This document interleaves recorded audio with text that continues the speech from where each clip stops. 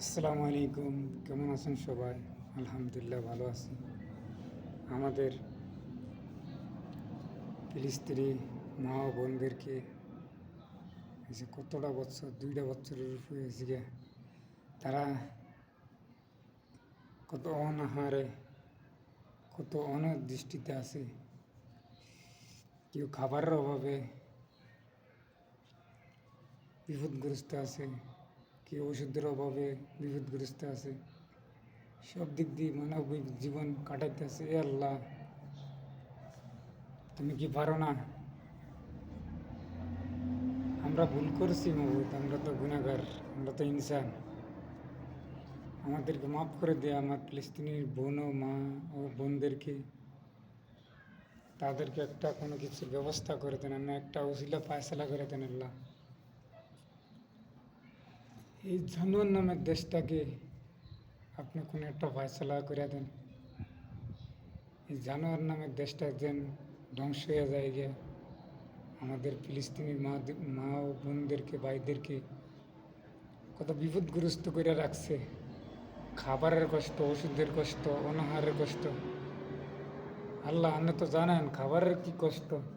আপনারা হুজুরবাগ সাল্লাল্লাহু আলাইহি সাল্লাম বলেছেন, নামাজের টাইম হলে খাবার পেটে খিদে না রেখে নামাজ পড়তো না। তো তারা জানেন। আর আমাদের দেশের আরব কান্ট্রির মা বোনেরা, অন্য আরব কান্ট্রির মা বোনেরা, তারা সিরিয়াল দিয়ে রেস্টুরেন্টে খাইতে ফিরলে সিরিয়ালে সিরিয়ালে আসে।